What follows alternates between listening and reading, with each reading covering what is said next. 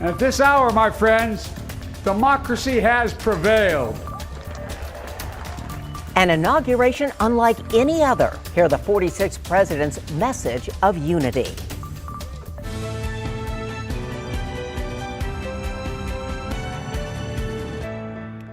First at 4, at a time when so many of the inaugural traditions we've come to expect are absent, one thing stayed the same. The new president of the United States took the oath of office just before noon on January 20th in front of the Capitol. As Natalie Brand reports, President Joseph Biden called for unity moments after being sworn in. I, Joseph Robinette Biden Jr., do solemnly swear. After taking the presidential oath of office, President Joseph R. Biden declared democracy has prevailed. I will be a president for all Americans. All Americans.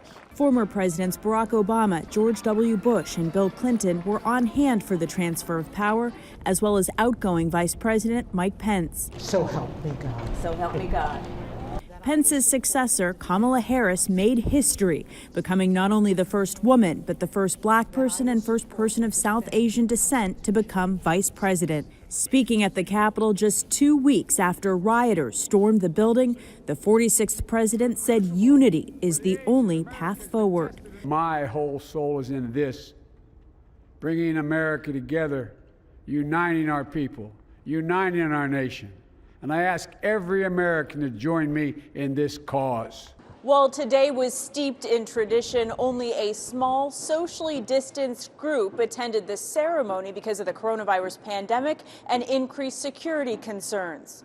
The National Mall, usually crowded with supporters, was instead filled with flags. On stage, a bipartisan show of star power. Amazing grace. Notably absent, former President Donald Trump, who declined to greet his successor as he hinted at a political return. We will be back in some form. I wish the new administration great luck and great success. But Mr. Trump departed for Florida before festivities began. After arriving at the White House, President Biden will launch his administration with more than a dozen executive actions addressing issues from the pandemic to climate change. Natalie Brand, CBS News, Washington. San Antonio Mayor Ron Nirenberg says he knows few things are solved overnight, but remains hopeful. He tweeted this message: "We have a pandemic to beat, a nation to heal, and progress to be made. I wish at POTUS and at VP the best of luck as they lead us toward better days and a brighter future." Today's historic inauguration was also a national special security event, contending with both the pandemic concerns and the possibility of protests. The heavy security presence includes 25,000 National Guard members. A field of 200,000 flags line the National Mall, replacing the usual throng of spectators. Police in Washington, D.C. reported no arrests as of this afternoon. As President Trump's term ends and Joe Biden's begins, leaders across the globe are weighing in on the transition of power. Ian Lee reports from London. Many world leaders breathed a sigh of relief as Joe Biden became America's 46th president. And after 4 long years, Europe has a friend in the White House. In Brussels, the European Commission president said the inauguration shows the resilience of America's democracy. This new dawn in America is the moment we've been waiting for so long. Europe is ready for a new start with our oldest and most trusted partner. Germany's president said he's greatly relieved President Biden is moving into the White House.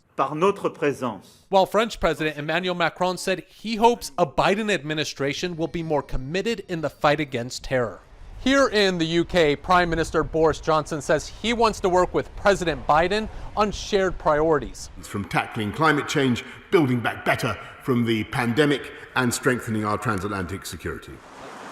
Russia was less enthusiastic. The Kremlin said any improvement in Moscow's tense relationship with Washington would be up to the Biden administration. And in Iran, President Hassan Rouhani didn't mince words, saying today is the end of Trump's unfortunate government.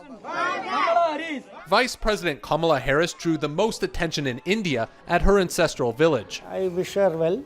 success. She's making history, not only as the first female vice president, but also the first of South Asian and African descent. Ian Lee, CBS News, London.